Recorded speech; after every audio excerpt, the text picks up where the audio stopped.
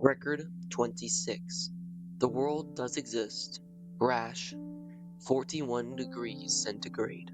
Morning. Through the ceiling, the sky is as usual firm, round, red-cheeked. I think I should have been less surprised had I found above some extraordinary quadrangular sun, or people clad in many-colored dresses made of the skins of animals or opaque walls of stone. Then our world does still exist? Or is it only inertia? Is the generator already switched out? While the armature is still roaring and revolving, two more revolutions, or three, and at the fourth will it die away? Are you familiar with that strange state in which you wake up in the middle of the night, open your eyes into the darkness, and then suddenly feel you are lost in the dark? You quickly begin to feel around to seek something familiar and solid, a wall, a lamp, a chair. In exactly the same way, I felt around seeking the Journal of the United States. Quickly, I found this. The celebration of Day of Unanimity, long awaited by all, took place yesterday. The same well-doer who so often proved his unshakable wisdom was unanimously re-elected for the 48th time. The celebration was clouded by a little confusion created by the enemies of happiness, whom by their actions naturally lost the right to be the bricks for the foundations of the renovated United States. It is clear that to everybody that to take into consideration their votes would mean to consider as a part of a magnificent heroic symphony the accidental cough of a single person who happened to be in a concert hall. Oh, great sage, is it really true that despite everything we are saved? What objection indeed can one find to this most crystalline syllogism?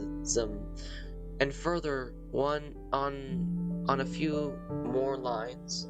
Today at 12 o'clock, a joint meeting of the Administrative Bureau, Medical Bureau, Bureau of Guardians will take place. An important state decree is to be expected shortly. No, the walls still stand erected. Here they are. I can feel them. And this strange feeling of being lost somewhere, of not knowing where I am, that feeling is gone. I am not surprised any longer to see the sky blue, and the sun round, and all the numbers going to work as usual.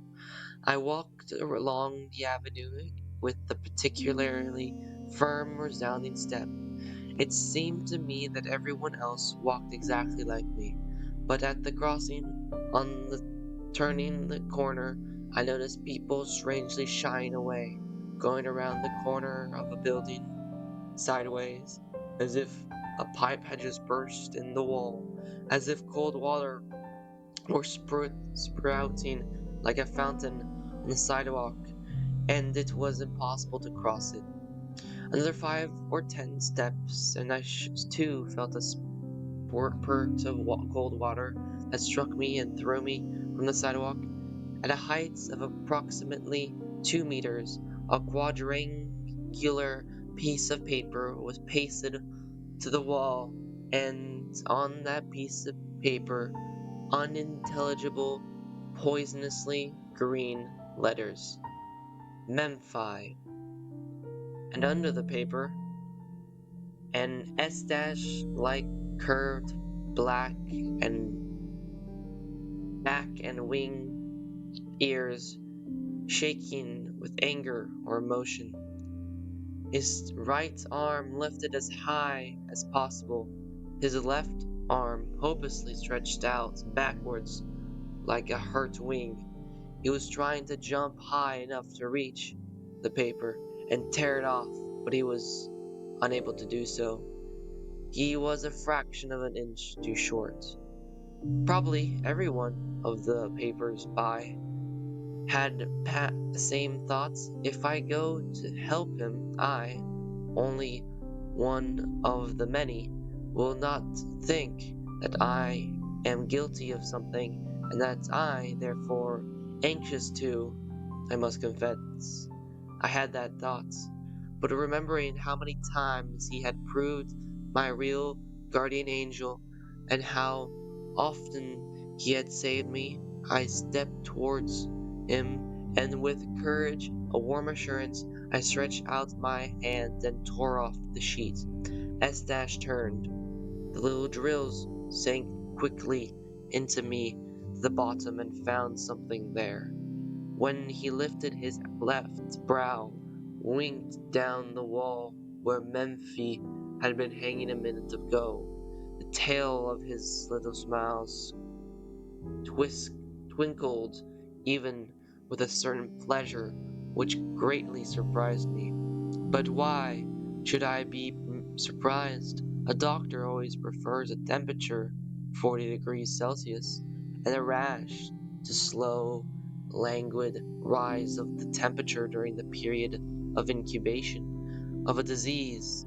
It enables him to determine the character of the disease. Memphi broke out today on the walls like a rash. I understood his smile. In the passage to the underground railway, under our feet, on the clean glass of the steps, again a white sheet, Memphi, and also on the walls of the tunnel, and on the benches, and on the mirror of the car, apparently pasted on its haste as someone were hanging on a slant, everywhere the same white gruesome rash. I must confess that the exact meaning of that smile became clear to me only after many days which were overfilled with the strangest and most unexpected events. The roaring of the wheels, distinct in the general silence, seemed to be the noise of infected streams of blood.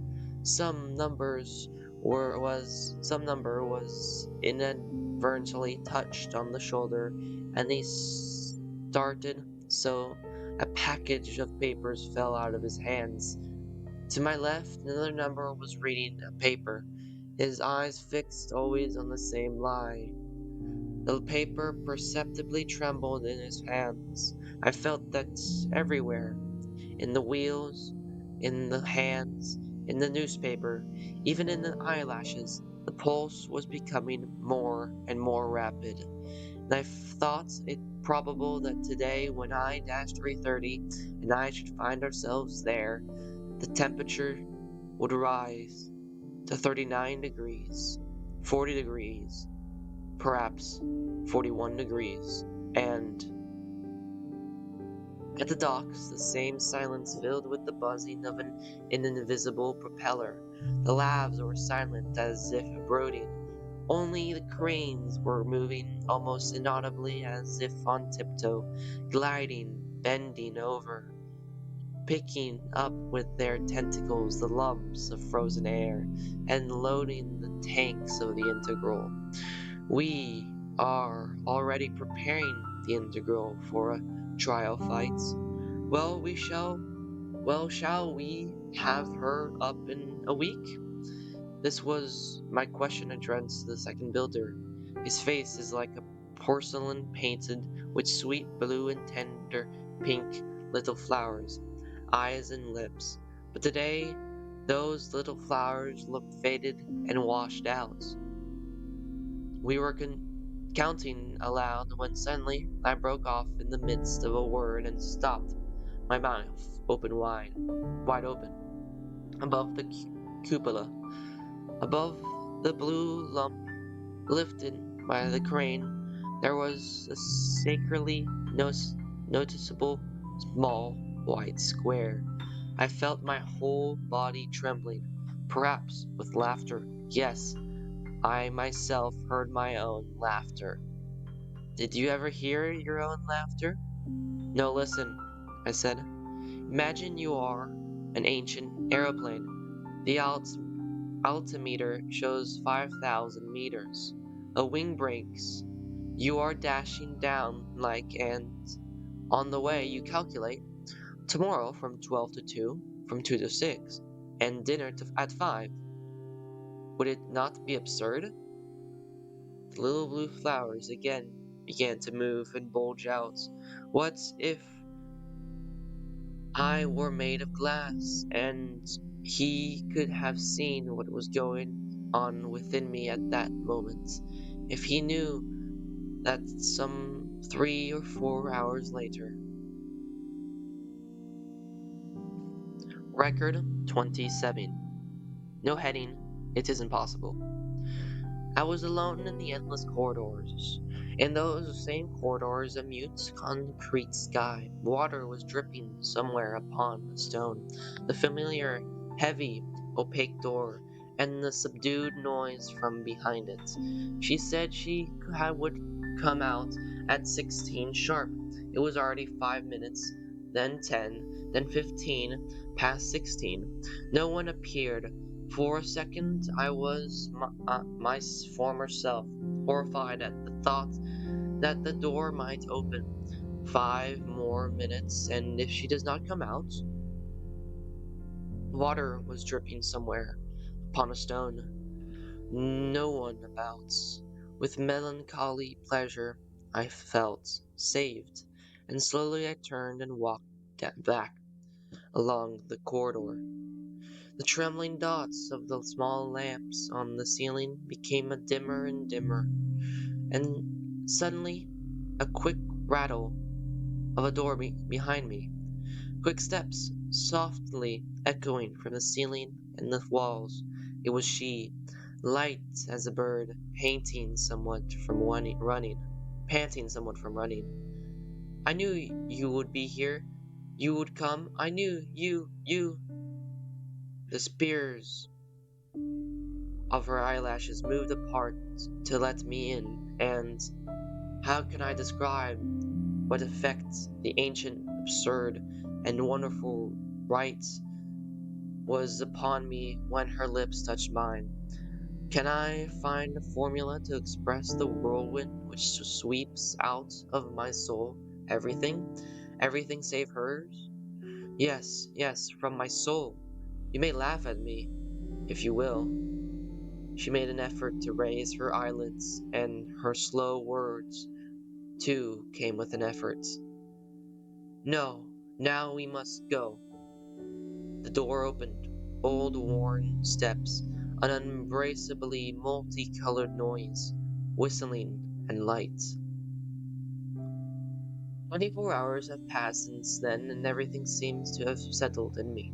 It is most difficult for me to find the words for even an approximate description. It is as though a bomb has exploded in my head.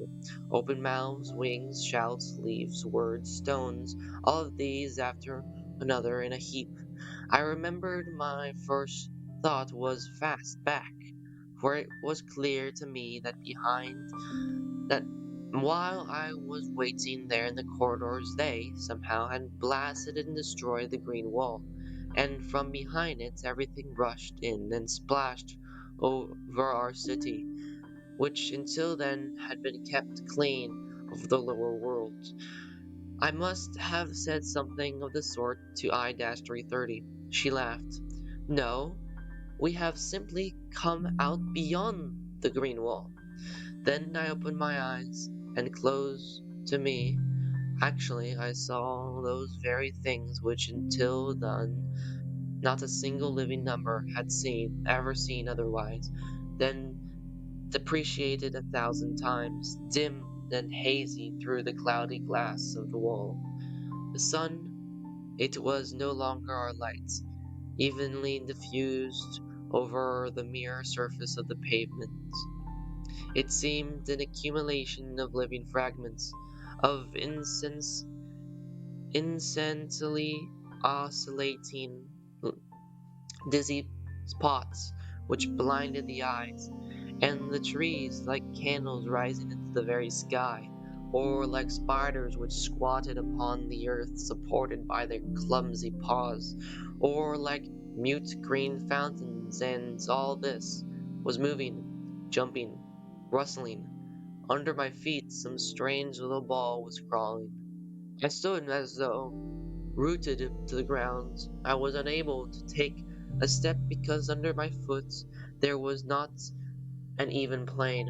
But imagine something distinguishingly soft, yielding, living, springy, green. I was dazed. I was strangled. Yes, strangled. It is the best word to express my state. I stood holding fast with both hands to a swinging branch. It is nothing. It is all right. It is natural. For the first time, it will pass. Courage. And I-330's side bouncing dizzily on the green set, someone's thinnest profile, cut out of paper. No, not someone's. I recognized him. I remembered. It was the doctor. I understood everything very clearly. I realized that they both caught me beneath the arms and laughingly dragged me forward. My legs twisted and glided. Terrible noise, cawing, stumps, yelling, branches, tree trunks, wings, leaves, whistling. The trees ran apart, a bright clearing, and in that clearing people, or perhaps to be more exact, beings. Now come the most difficult part to describe, for this was beyond any bounds of probability. It is clear to me now why I-330 was stubbornly silent about it before. I would not have believed it, should it not have believed even her. It is even possible that tomorrow I shall not believe it myself, shall not believe my own description in these pages. In the clearing around the naked skull-like rock, a noisy crowd of 300 or 400 people, well, let's call them people. I find it difficult to coin new words, just as on the stand you can recognize in the general accumulation of faces only those which are familiar to you. So at first I recognized only our grayish blue eunuchs. But 1 second later, I saw distinctly and clearly among the eunuchs dark red, golden, black, brown, and white humans.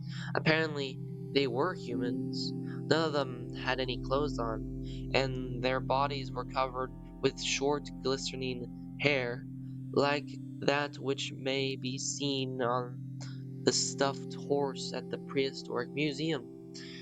But their females had faces exactly, yes, exactly, like the faces of our women, tender, rosy, and not overgrown with hair. Also, their breasts were free of hair, firm breasts of wonderful geometrical form. As to the males, only a part of their faces were free of hair, like our ancestors, and the organs of reproduction similar to ours. All this was so unbelievable, so unexpected, that I stood there quietly.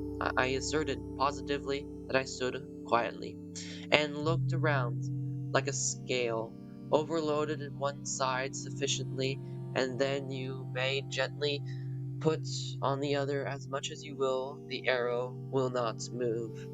Suddenly I felt alone. I dashed 30 I-330 was no longer with me. I don't know how nor where she disappeared.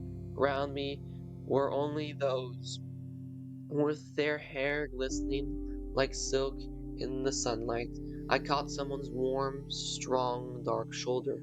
Listen, please, in the name of the well-doer, could you tell me where she went? A minute ago, she long-haired, austere eyebrows turned to me. Shh, shh, silence. He made a sign with his head towards the center, where there stood the yellow skull-like stone. There above the heads of all I saw her. The sun beat straight into my eyes, and because of that she seemed coal-black standing out on the blue cloth of the sky, a coal-black silhouette on the blue background. A little higher, clouds were floating, and it seemed that's not the clouds, but the rock itself, and she herself upon that rock, and the crowds, the clearing, All were silent, floating like a ship, and the earth was light and glided away from under the feet. Brothers, it was she. Brothers, you all know that we're inside the wall in the city. They are building the integral. And you know also that the day has come for us to destroy that wall and all other walls so that the green winds may blow all over the earth from end to end.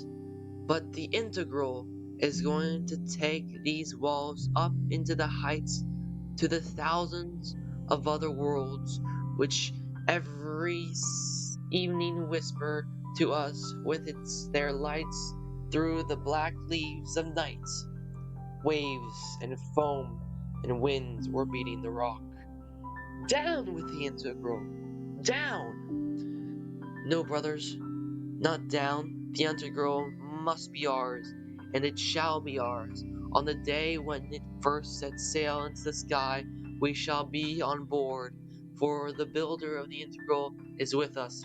He left the walls. He came with me here in order to be with us. Long live the builder! A second, and I was somewhere above everything. Under me, heads, heads, heads, wide open yelling mouths, arms rising and falling. There was something strange and intoxicating in all. I felt myself above everybody. I, a separate world. I ceased to be the usual item. I became unity. Again, I was below, near the rock, my body happy, shaken and rumpled, as after an embrace of love, sun, lights, voices, and from above the similar smile of I-330, a golden-haired woman, her whole body silky, golden, and diffusing an odor of different herbs, was nearby. She held a cup apparently made of wood. She drank a little from it with her red lips, and then offered the cup to me. I closed my eyes, and with avidity I drank the sweet, cold, prickling sparks, pouring them down on the fire which burned within me. Soon afterwards, my blood and the whole world began to circulate 1,000 times faster. The earth seemed to be flying lights as down, and within me everything was simple, light, and clear. Only then I noticed on the rock the familiar enormous letters Memphi, and for some reason the inscription seemed to me necessary. It seemed to be simple thread binding everything together. A rather rough picture hew in the rock. This, too, seemed incomprehensible. It represented a youth with wings and with a transparent body, and in the place ordinarily occupied by the heart, a blinding red blazing coal. Again, I understood that coal, or no, I felt it, as I felt without hearing every word of I-330. She continued to speak from above, from the rock, and I felt that all of them breathed one breath, and that they were all ready to fly somewhere like the birds over the wall. From behind, from the conclusion of breathing bodies, a loud voice. But this is folly. It seems to me it was I. Yes, I am certain it was I, who then jumped on the rocks. From there I saw the sun, heads a green sea on the blue background, and I cried, yes, yes, precisely. All must become insane. We must become insane as soon as possible. We must. I know it. I-330 was at my side. Her smile, two dark lines from the angles of her mouth, directed upwards. and within me a blazing coal. It was momentary, light, a little painful, beautiful, and later only stray fragments that remained sticking in me.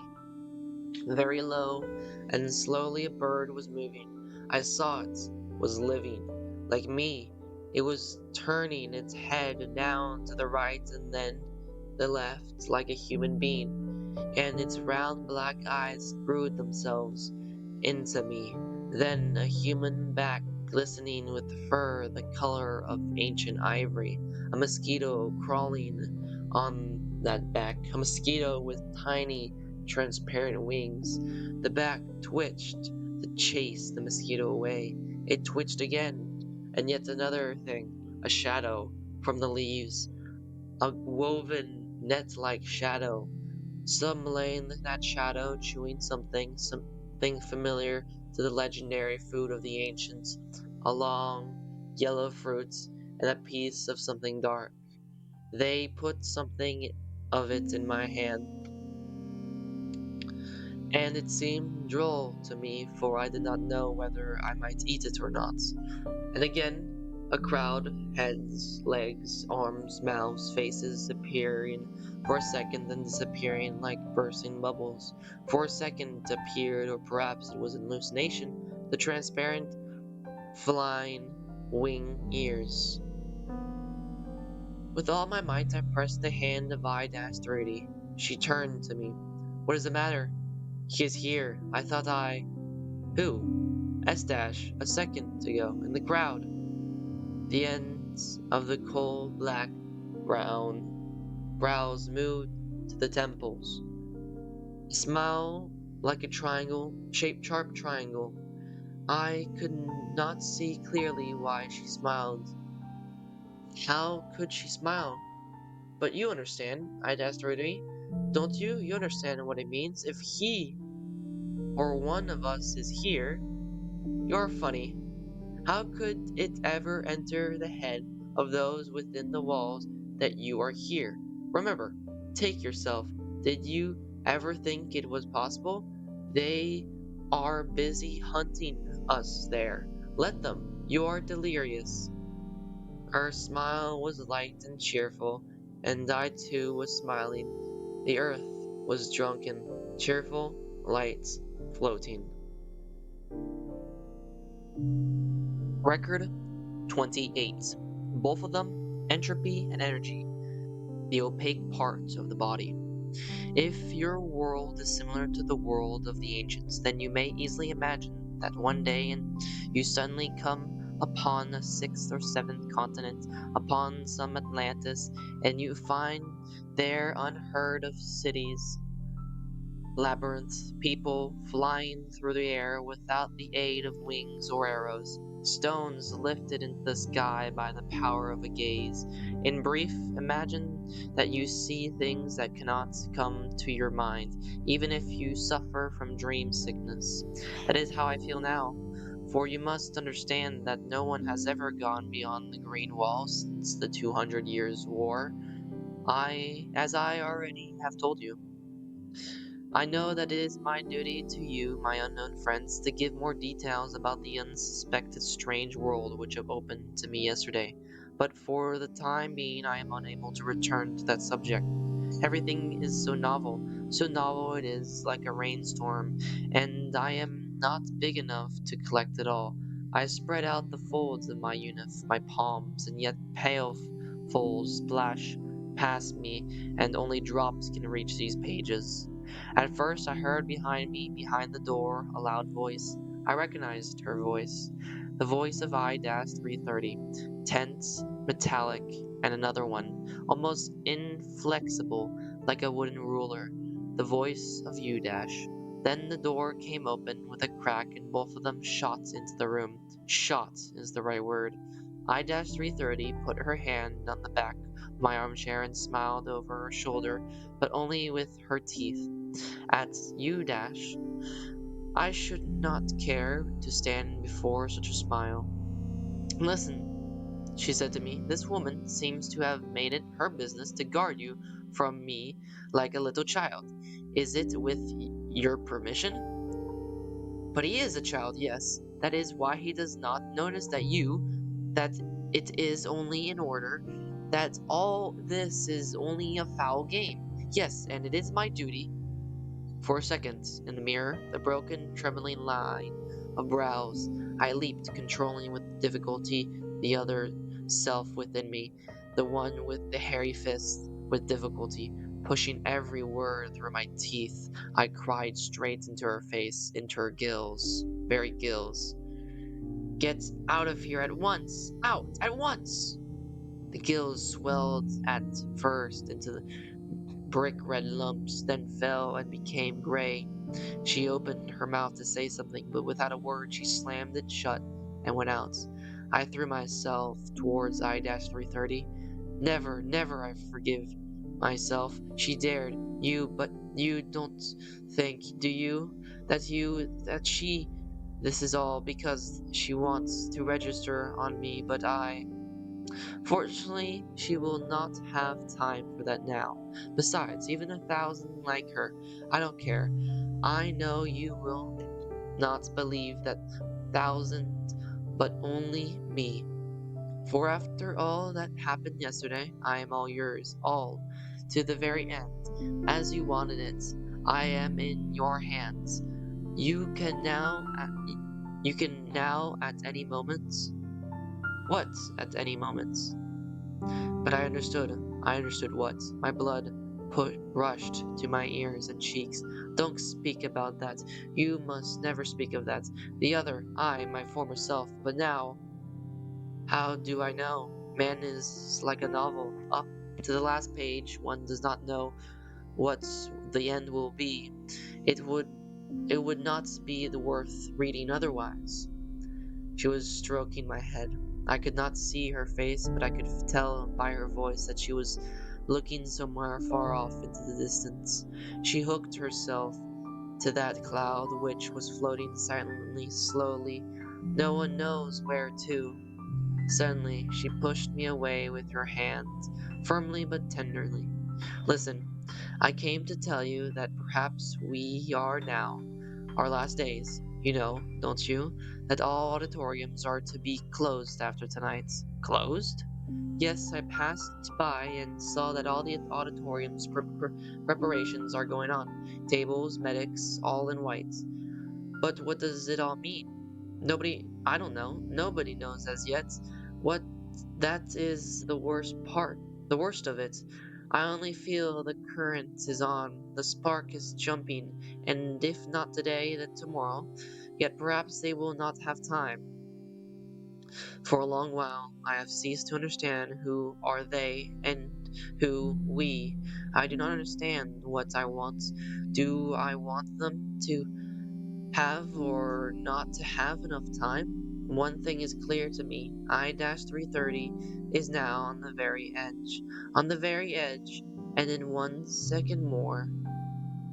But it is folly, I said. You versus the United States? It is the same as if you should cover the muzzle of a gun with your hands and expect that way to prevent the shot. It is absolute folly. A smile. We must all go insane. As soon as possible, go insane. It was yesterday. Do you remember? Yes, she was right. I had written it down. Consequently, it really took place. I listened. In silence, I looked into her face. At that moment, the dark cross was especially distinct.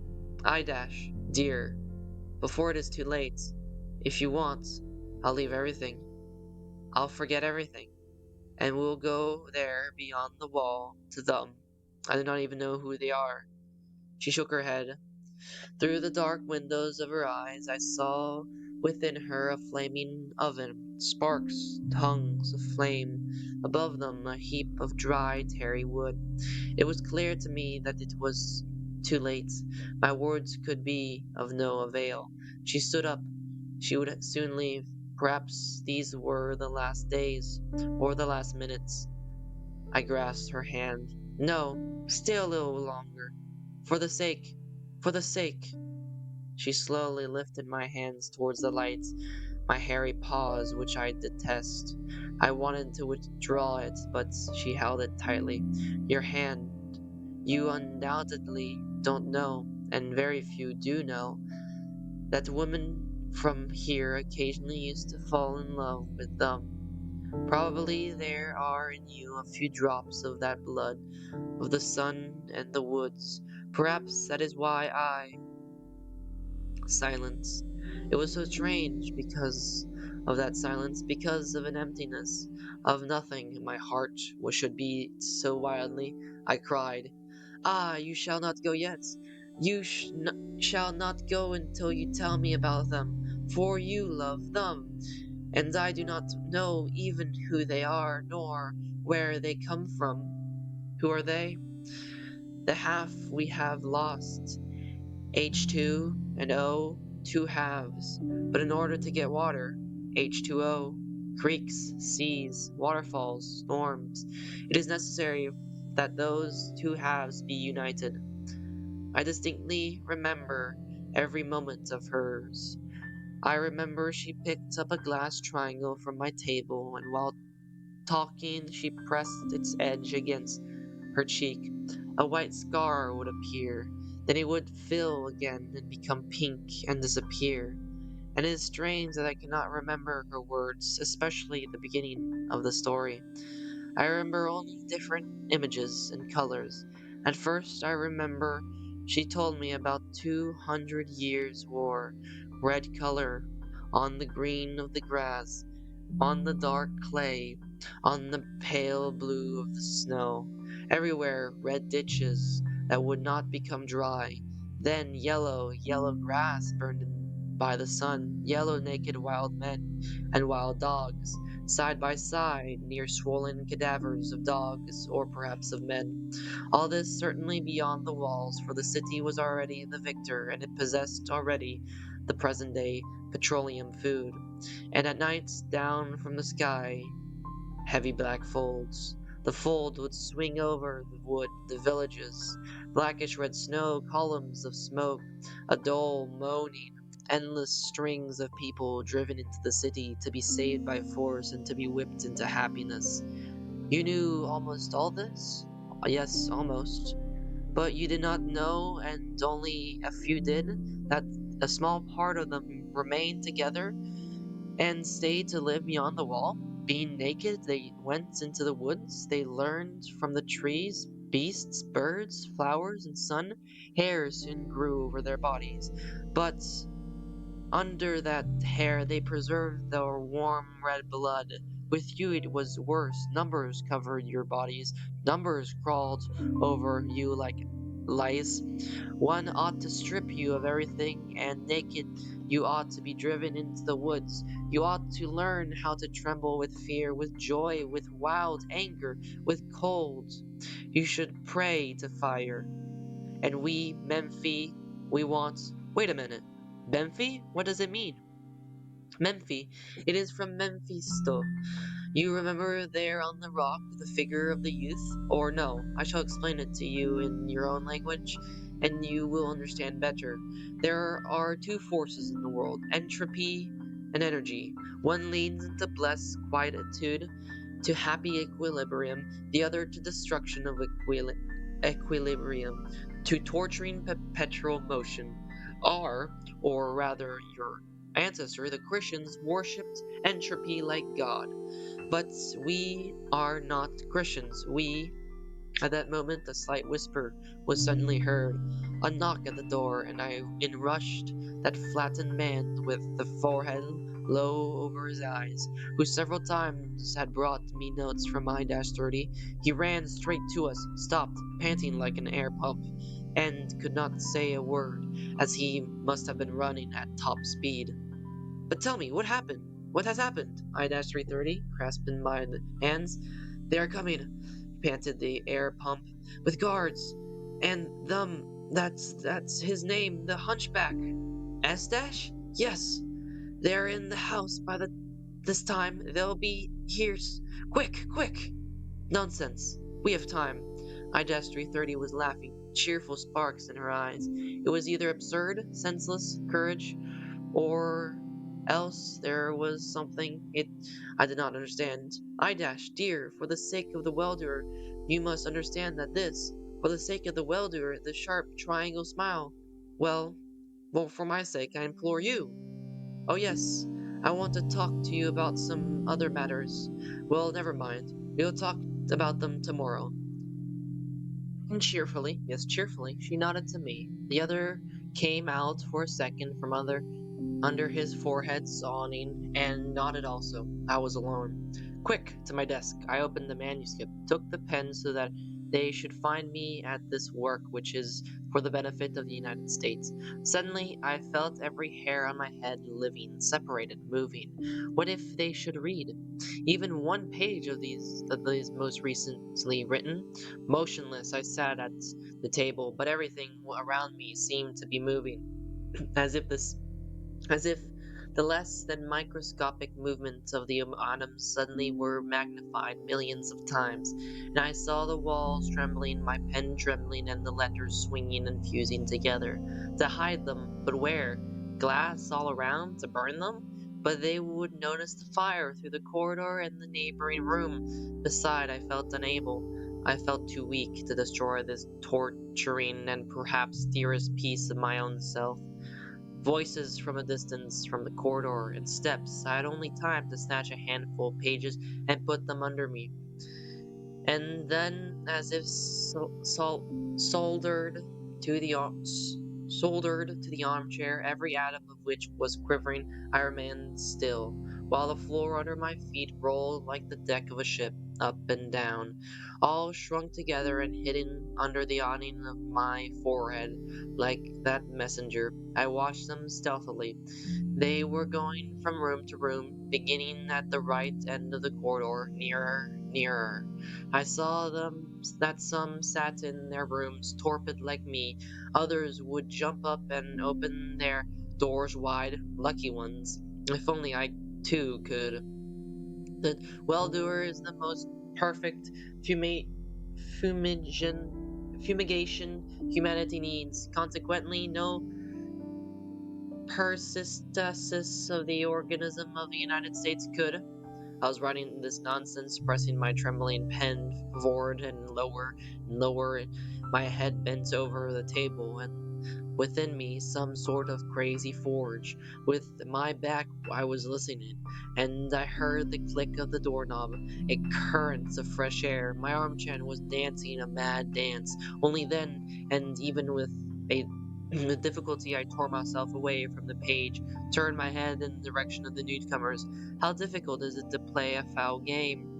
In front of all this was S dash, morose, silent, swiftly drilling with his eyes deep shafts within me, within my armchair, and within the pages which were twisting in my hands. Then, for a second, familiar, everyday faces at the door. One of them separated itself from the rest with a bulging pinkish brown gills.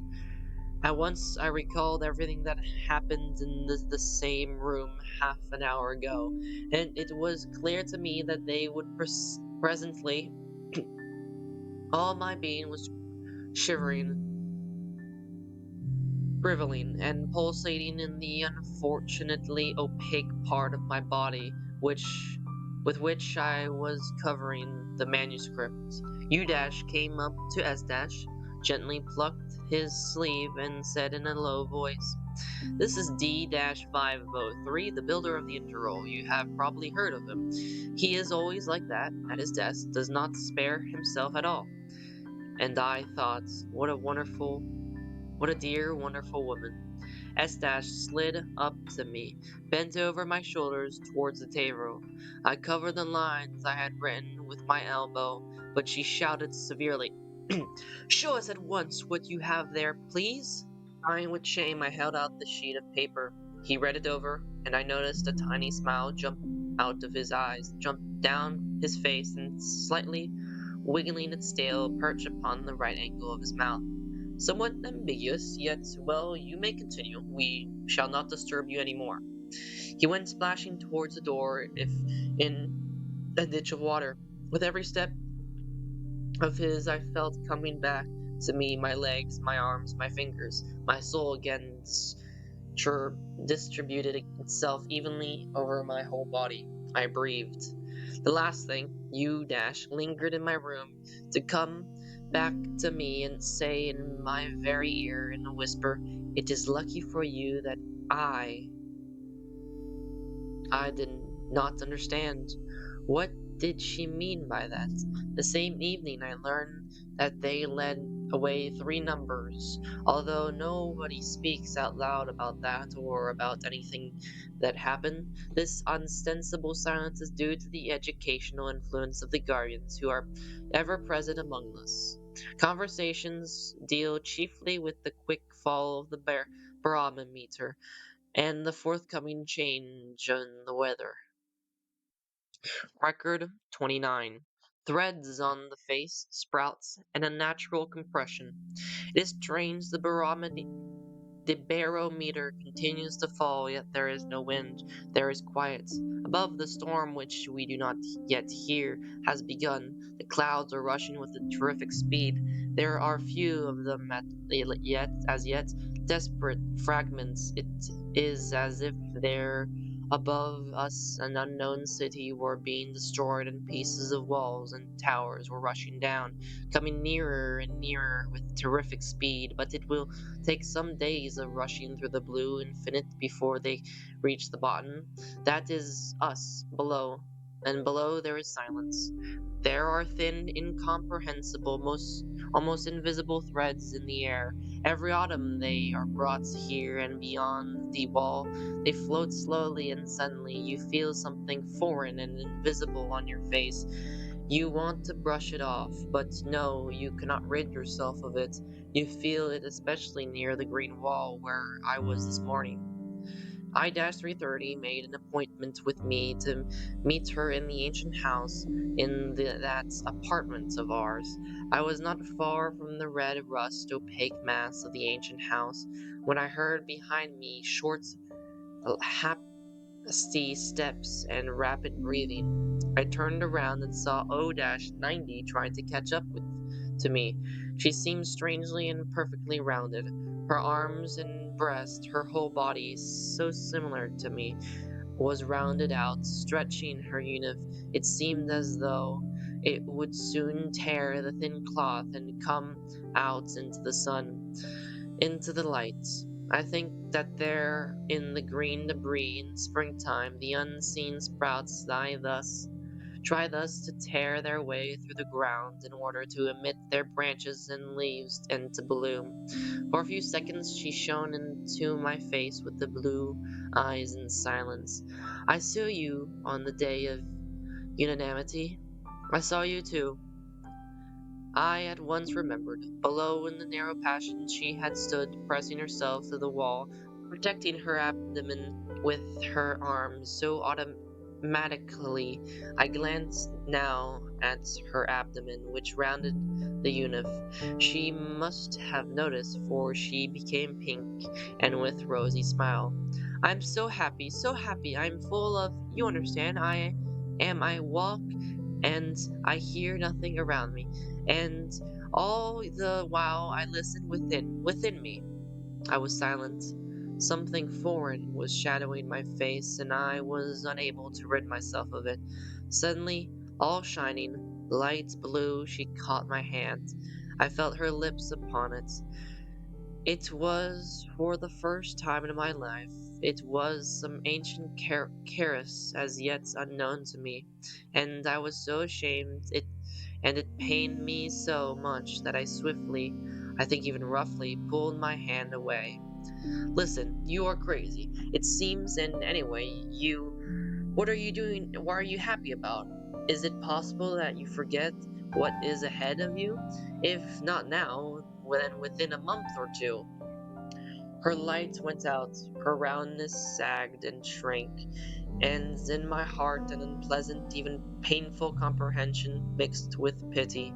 Our heart is nothing else than an ideal pump, a compression, i.e. a shrinking at the moment of pumping, is a technical absurdity. Hence, it is clear how essential, absurd, unnatural, and pathological are all these loves and pities, etc., which creates that compression. Silence. To the left, the cloudy green grass of the wall, and just ahead, the dark red mass. Those two colors combined gave me a resultant, what I thought was a splendid idea. Wait, I know how to save you. I shall save you from to see one's own child for a few minutes only, and then be sent to death. No, you shall be able to spring it up. You shall watch it and you see it grow in your arms and ripen like a fruit. Her body quivered, and she seemed to have chained herself to me. Do you remember that woman, I-330? That's of long ago, who during that walk, well, she is now here. She is now right here in the ancient house. Let us go to her, and I assure you that I shall arrange matters at once. I already pictured us, I-330 and I, leading O-90 through the corridors. Then how she would be brought amidst flowers, grass, and leaves. But O-90 stepped back, the little horns of her rosy crescent trembling and bending downwards. Is she that same one? She asked. That is, I was confused for some reason. Yes, of course, the very same. And you want me to go to her, to ask her to... Don't you ever dare say another word about it. Leaning over, she walked away. Then, as if she remembered something, she turned around and cried, I shall die, but be it so, and it is none of your business. What do you care? Silence. From above, pieces of blue towers and walls were falling downwards with terrific speed. They will have perhaps hours or days to fly through the infinite. Unseen threads were slowly floating through the air, planting themselves upon my face, and it is impossible to brush them off, impossible to rid myself of them. I walked slowly towards the ancient house, and in my heart I felt that absurd, tormenting compression. Record 30. The last number, Galileo's mistake. Would it not be better? Here is my conversation with I-330, which took place in the ancient house yesterday in the midst of loud noise, among colors which stifled the logical course of my thoughts. Red, green, bronze, saffron yellow, orange colors. And all the while under the motionless marble smile of that snub-nosed ancient poet. I shall reproduce the conversation word by word, for it seems to me that it may have an enormous and decisive importance for the fate of the United States, more than that for the fate of the universe. Besides, reading it, you, my unknown readers, may find some justification for me, I-330, without preliminaries, at once threw everything upon my head. I know that the day after tomorrow the first trip of the integral is to take place. On that day we shall take possession of it. What? Day after tomorrow? Yes, sit down and don't be upset. We cannot afford to lose a minute. Among the hundreds who were arrested yesterday, there were 20 Memphis. To let pass 2 or 3 days means that they will perish. I was silent. As observers on the trial trip, they will send electricians, mechanicians, physicians, meteorologists, etc. At 12 sharp you must remember this. Then the bell rings for dinner. We shall remain in the passage, lock them all up in the dining hall, and the integral will be ours. You realize that it is most necessary. Happen that may, the integral in our hands will be a tool that will help to put an end to everything at once without pain. Their arrows? Bah! They would be insignificant mosquitoes against a buzzard. And then, if it proves inevitable, we may direct the tubes of the mowers downwards and by their work alone. I jumped up. It is inconceivable. It is absurd. It is not clear to you that what you are contriving is a revolution. Yes, a revolution. Why is it absurd? Absurd? Because a revolution is impossible. Because I speak for myself and for you, our revolution was the last one. No other revolutions may occur. Everybody knows that. A mocking, sharp triangle of brows. My dear, you are a mathematician, are you not? More than that, a philosopher mathematician. Well then, name the last number. What is I cannot understand. The last? Which last? The last one. The highest. The largest. But I-330, it is absurd, since the number of numbers is infinite. How can there be a last one? And why then do you think there is a last revolution? There is no last revolution. Their number is infinite. The last one is a children's story. Children are afraid of infinite, and it is necessary that children should not be frightened so that they may sleep through the night. But what is the use? What is the use of it all? For the sake of the well-doer? What is the use, since all are happy already? All right, even suppose that is so. What further? How funny. A purely childish question. You tell something to children, come to the very end, yet they will invariably ask you what further and what for. Children are the only courageous philosophers. And courageous philosophers are invariably children. One ought always to ask, like children, what further? Nothing further, period. In the whole world, evenly, everywhere there is distributed. Evenly, everywhere. That is the point. Entropy. Psychological entropy. Don't you, as a mathematician, know that only differences in temperature, only thermic contrasts make for life?